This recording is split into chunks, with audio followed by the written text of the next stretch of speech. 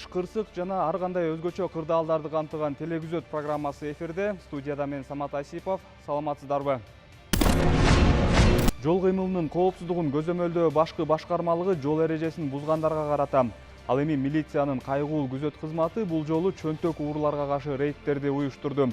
Коомдук жайларда жана коомдук транспортто уюлдук телефондорду уурдагандардын бетин ачуу коопсуз шаар камералары аркылуу ишке ашырылууда.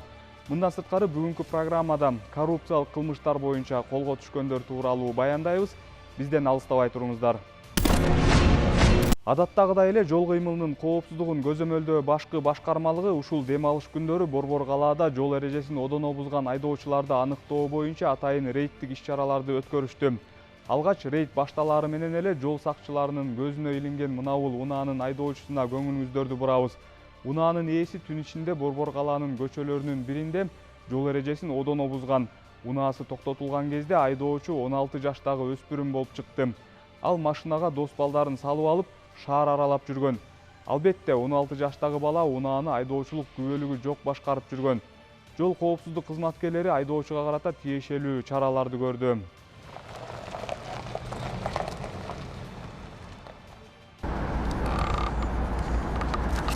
Kimge teşebbüs olmuş? Geldiysem. 8-3'ke.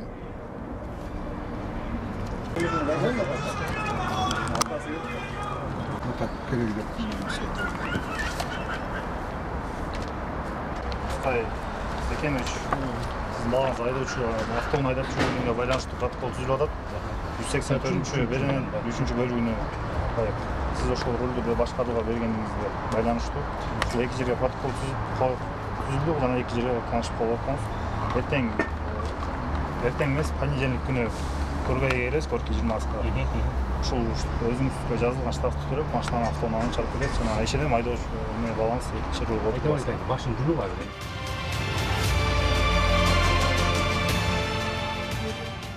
21 март 25-жылы саат болжолду 20:00 чамасында кечинде Алтоконбаева көчөсү менен Нуркамал Жеткашкаева көчөсүнүн кесишинде күн батышты карай бара жатканда бизден Lexus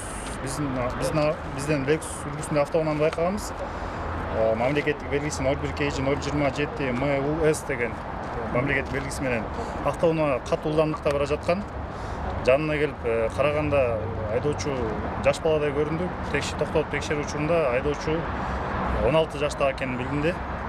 Азыркы учурда автоунаа айып коросуна токтотулуп жатат жана ошондой эле 16 жаштыгына байланыштуу айдоочунун ата-энеси чакырылат жана ата-энесине карата тийиштүү протоколдор түзүлүп берилет.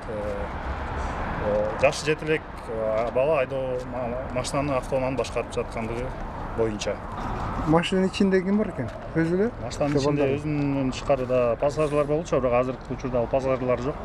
Өзү жалгыз гана айдоочу келди биздин жерге. Айдоочулук күбөлүгү жок жаш балдардын рульга отурганы эле алдыда чоң кесепеттерге алып келээрин унутпашыбыз керек. Автокырсыктардын акыркы статистикасын карасак деле, жаш балдардын катышуусундагы кырсыктардын саны жетишерлик көп экенин байкасак болот. Жол коопсуздук кызматкерлери токтоткон кезектеги унаанын ээси дагы жол эрежесин одоно бузуп айдап бара жаткан. Бирок токтотулган учурда күнөөсүн мойнуна албай, тартип коргоо органдарынын кызматкерлери менен көпкө чейин талашып тартышты. Бирок айдоочунун мындай айламалы аны жоопкерчиликтен куткарган жок. Тиешелүү протоколдор толтурулуп, унаасы айып короого киргизилди.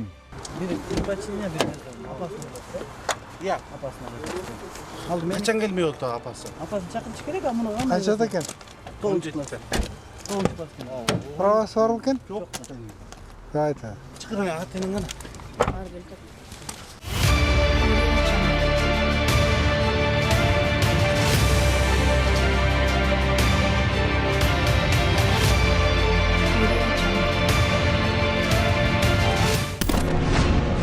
Кезектеги рейдтик иш-чараларда тиешелүү документтери жок унаа башкаргандардын саны көп болду. Маселен, кезектеги унаа түнкү саат 1 чамасында Борбор калаанын 12-кичи районунан жол эрежесин одоно бузгандыгы үчүн токтотулган. Текшерүү учурунда унаага тиешелүү болгон документтери жок болуп чыкты. Айдоочу болгон жакындарына телефон чалып, жоопкерчиликтен оңой кутулуп кетүүнү көздөдү. Бирок анын мындай аракетинен эч кандай майнап чыккан жок. унаа ээсине тиешелүү протоколдор толтурулуп, машинасы айып короого киргизилди.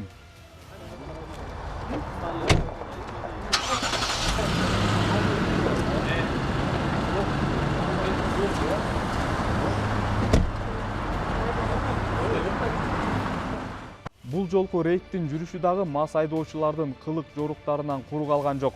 Алкоголдук ичимдик ичип алып рульга отургандардын саны ар жума сайын ондоп саналат. Канча деген айдоочулар ичип алып машина айдаганы үчүн айдоочулук укуктарынан ажырап жатышат. Бирок мындай чара аларга көп деле таасир этпегендей.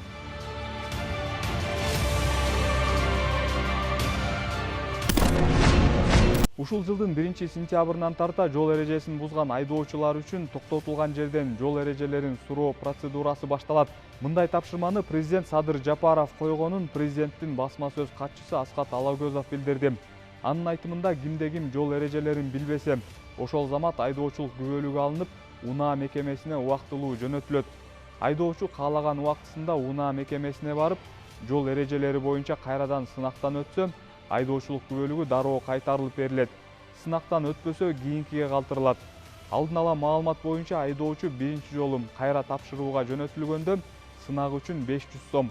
Ошол эле айдоочу экинчи жолу сынак тапшырууда өтпөй калып, кайрадан тапшырса 1000 сом. Үчүнчү жолу тапшырууга келсе 2000 сом төлөйт. Үчүнчү жолу дагы кулап калса, анда 4-чү жолу сынак тапшыруу айдоочунун капчыгына 4000 сомго турат. Бул механизм айдоочулардын сынакка жакшылап даярдануусуна түрткү болсун деген максатта иштелип чыкты деп айтылат маалыматта.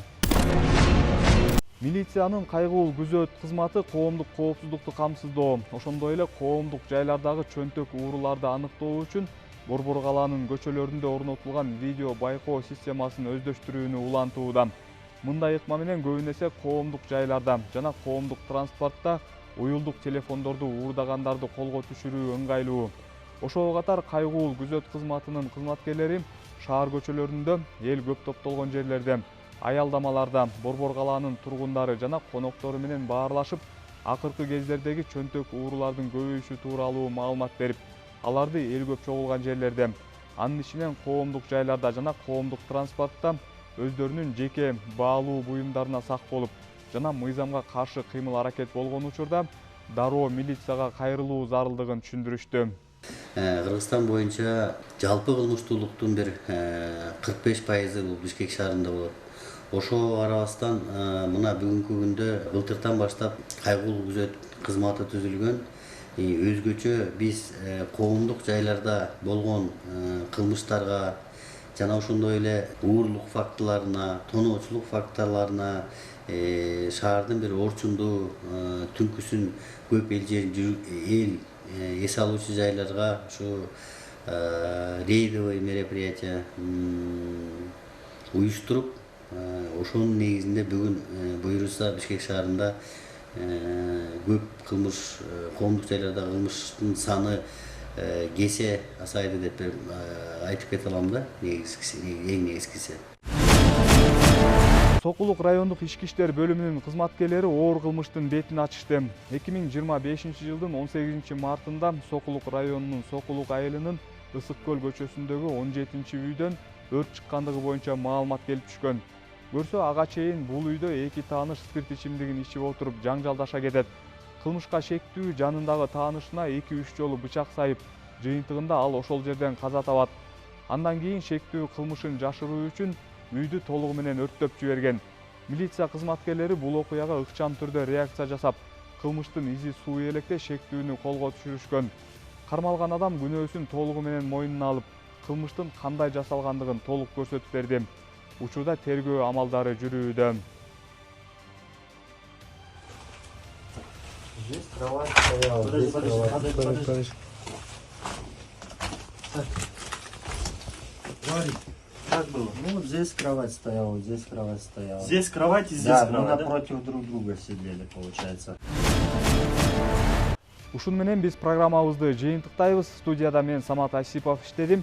Ал эми программанын жүрүшүндө орун алган окуяларды тасмага түшүргөн кабарчыбыз Жээнбай Каракүчүков болду. Кайрадан эфир аркылуу көрүшкөнчө саламатта туруңуздар.